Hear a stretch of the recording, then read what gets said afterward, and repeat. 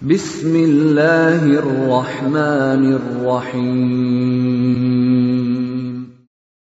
وَلْتَكُنْ مِنْكُمْ أُمَّةٌ يَدْعُونَ إِلَى الْخَيْرِ وَيَأْمُرُونَ بِالْمَعْرُوفِ وَيَنْهَوْنَ عَنِ الْمُنْكَرِ. Assalamualaikum warahmatullahi wabarakatuh. Alhamdulillah wassalatu wassalamu ala rasulillah mabad. Allah berfirman, wajahidu bi amwalikum wa anfusikum. Berjuanglah kalian, berjihadlah kalian melalui hartamu dan dirimu. Hampir semua ayat-ayat berjuangan dan pengorbanan itu dimulai dengan bi amwalikum, harta kalian, harta kalian. Saya mengajak secara praktis dan kami sudah buktikan. Rp1.000 itu bisa luar biasa dahsyat. Bisa beli mobil, bisa buat kuburan, ya, bisa membangun masjid. Uang 1.000. Mari kita satukan uang 1.000 kita. Nanti kami jemput. Di rekening ini insya Allah bisa kita buat.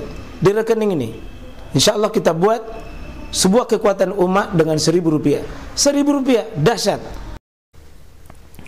Assalamualaikum warahmatullahi wabarakatuh. Alhamdulillahilladzi ja'ala syahra Ramadan wa unzila fihil Qur'an hudan linnasi wa bainatin minal huda wal furqan. Wa asyhadu an la ilaha illallah al-wahidul qahhar. Iyyahu na'budu wa iyyahu nasta'in. Wa nusallimu ala rasulina khairil anam sallallahu alaihi wa alihi wa sahbihi wa mawala. Semoga insyaallah senantiasa kita semangat dalam mengisi detik-detik Ramadan kita. Perjalanan jam demi jam, hari demi hari kita lewati. Semoga tetap kita semangat. Tentu saudara, tidak sempurna Ramadan kita kalau kita tidak belajar tentang fikih puasanya. Nah, kita sudah masuk di pembahasan di fikih puasa. Karena kalau ini olimpiade orang beriman, pertandingan umat Islam sedunia, paling bergensi perlombaannya di siang hari itu puasa. Dan kita adalah peserta. Dan saya kira bukan cuma peserta biasa, tapi peserta istimewa yang mau memenangkan dengan sampai dengan la'allakum tattaqun, menjadi merebut dengan surga jannatu, surga khusus Babur Rayyan. Kita mau masuk di dalamnya. Tapi ingat saudara, butuh ilmu, butuh pemahaman, butuh semangat, panduan. Kita mulai dulu fikih puasanya dengan mulai dulu pembahasan syarat wajibnya puasa. Kami sudah meringkas dalam buku, mungkin semua pendengar dan pemirsa sudah mendapatkan buku itu, bekal-bekal menuju Ramadan, di halaman 20 itu dan seterusnya itu ada beberapa menyangkut fikih di situ. Kita mulai dulu syarat wajib. Siapa saja yang wajib berpuasa Ramadan? Pertama, menurut Abu Hanafiyah pengikut Imam Ahmad bin Hanbal, itu Islam. Artinya tidak wajib bagi seorang muslim ya kalau dia tidak Islam, karena yang dipanggil itu adalah orang Islam, orang beriman. Ya ayyuhalladzina amanu kutiba alaikumussyam. Orang beriman dalam artian ya dia sudah menerima Islam. Dia orang-orang yang sudah meyakini rukun iman. Ya.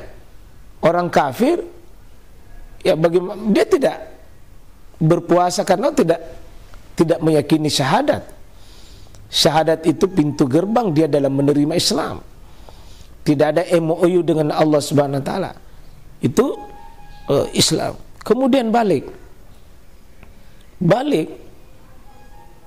itu sampainya umur bagi mereka. Anak-anak yang belum sampai balik itu boleh berpuasa, tapi bukan hukumnya wajib. Karena agama ini saudara ada tahapannya. Kalau umur 7 tahun latihan berpuasa, 8 tahun berpuasa supaya pada saat dia sudah sampai waktunya balik, dia sudah wajib berdosa kalau dia meninggalkan sebagai sebuah kewajiban yang mesti ditegakkan. Karena ketika Nabi SAW menyebutkan bunyal Islam ala hams, syahadati alla ilaha illallah wa iqamas salah. Kemudian tentunya adalah salah satunya adalah puasa, asyam fi syahr Ramadan. Berpuasa di bulan Ramadan itu kewajiban, tapi itu bagi orang yang sudah balik.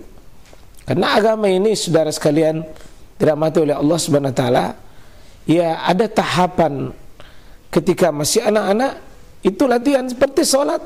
Suruh umur 7 tahun, suruh 8, 9, 10 sudah bisa dipukul. Oh, dia tidak sholat. Artinya butuh persiapan. Tidak dilarang anak-anak berpuasa, tapi dia belum wajib. Nah, kemudian berakal. Jadi orang yang tidak berakal tidak wajib. Karena bagaimana dia memikul agama kalau tidak ada akalnya? La dina liman la aqlalah. Tidak ada agama bagi yang tidak berakal. Memang begitu. Karena kita mau berniat. Bagaimana mau berniat kalau tidak ada akal?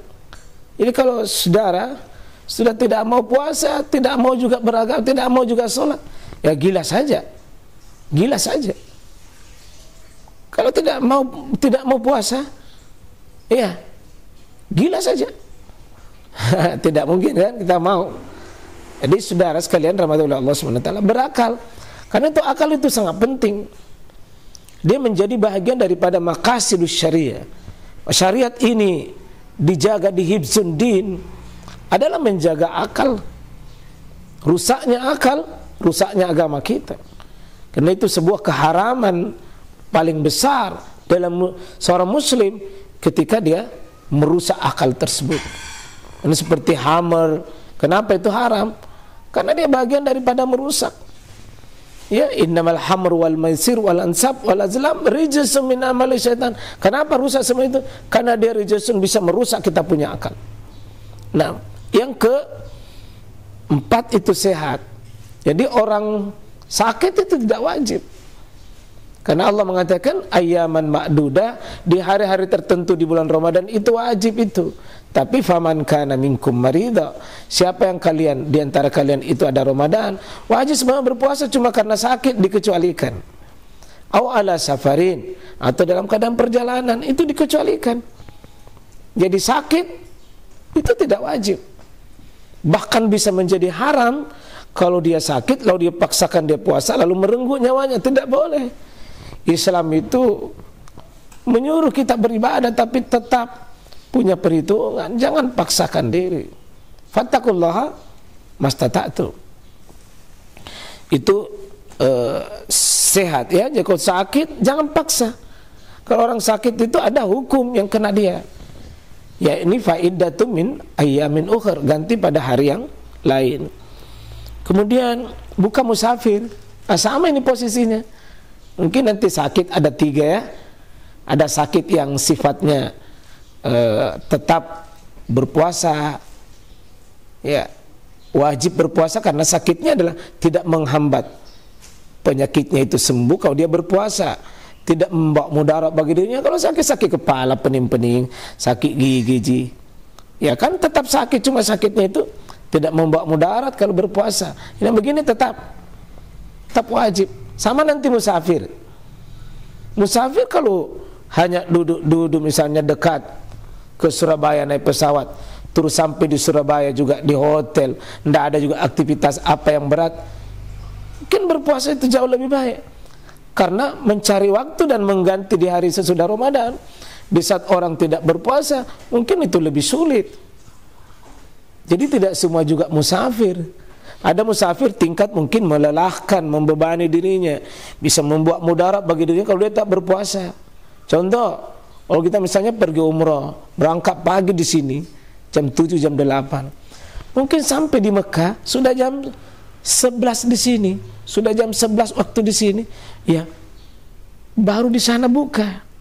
Coba bayangkan selisih dari jam 6 ke jam 11 bisa membuat mudarat bagi kita. Yang begini, ya bisa berpuasanya berbahaya. Bahkan Nabi pernah mengancam kalau dia musafir, baru dia berpuasa, itu sudah bermaksiat. Kalau mengancam nyawanya, mengancam dirinya, bisa membawa kematian bagi dia, jangan. Tidak wajib bagi kita. Kalau kita memang musafir yang memang normal, ya sama dengan sakit tadi. Kemudian yang ke-7 adalah suci dari haid dan nifas. Kalau memang kita haid, jangan berpuasa, justru haram. Nifas tidak boleh, tidak wajib, cuma ganti pada hari lain. Karena haid dan nifas ini ya waktu tertentu, pada yang lain kita ganti. Itu masuk pada kategori marida, kategori sakit. Maka kalau sakitnya ini tidak permanen, bisa sembuh sesudah Ramadan, ya faidatu min ayamin ukhra. Ya saudara rahmatullah Allah Subhanahu wa taala, ini syarat wajib. Kemudian syarat sah, saya tambah sedikit syarat sah. Syarat sah itu untuk bisa menjadi sah ini puasa. Ya, jadi beda syarat wajib dengan syarat sah. Syarat wajib sesuatu yang membuat wajibnya itu puasa.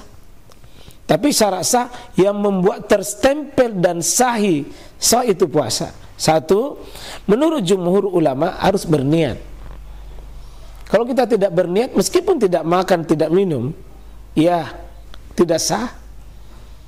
Karena innamal a'malu binniyah. Amalan itu distempel dengan niat. Sangat penting itu niat. Ada orang tidak makan, tidak minum, tapi bukan untuk puasa. Jadi tidak masuk kategori puasa. Yang kedua, ya dia sebagian ulama masukkan di sini adalah syarat sah. Dia suci. Kalau dia haid, dia nifas, tidak boleh. Makanya saudara, kalau siang atau sore ya, katakan 5 menit sebelum masuk berbuka, Anda haid, jangan puasa. Batal itu. Demi hukum, demi syariat, dan demi Allah itu. Ya.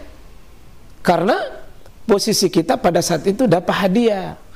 Istirahat dulu sebagai bentuk ujian, dan itu larang beriman. Ketika dia haid dilarang, iya dilarang, dapat pahala juga berhentinya. Pahala berhentinya, tapi ganti pada hari yang lain. Jadi tidak sah kalau kita haid. Kemudian hari yang dibolehkan berpuasa, la tasumu yaumus syak. Jangan berpuasa yaumus syak, pada hari yang dilarang. Kapan itu? Pada hari belum masuk. Karena Ramadan ini adalah ada waktunya. Tidak boleh berpuasa wajib sebelum masuk, dan tidak boleh berpuasa Ramadan kalau sudah keluar. Itu insya Allah. Jadi Allah Subhanahu wa taala sebutkan ada waktu itu, ayyaman ma'duda, hari-hari tertentu. Sebelumnya tidak boleh dan sesudahnya juga tidak boleh. Karena itu Nabi SAW mengatakan la taqaddamu Ramadan bisaum yauman. Jangan kau mendahului Ramadan ini dengan puasa 1 hari, tidak boleh. Dilarang keras. Jangan curi star. Itu yang kira-kira membuat syarat sah kita berpuasa. Masuk waktunya, bersikap. Ya, kita adalah orang yang memang tidak terhalang untuk berpuasa itu. Kemudian punya niat. Saya kira seperti itu, 2 saja dulu. Insya Allah kita akan lanjutkan nanti pembatal-pembatalnya. Ya, kita akan lanjutkan rukun-rukunnya. Penting saudara. Barakallah. Assalamualaikum warahmatullahi wabarakatuh.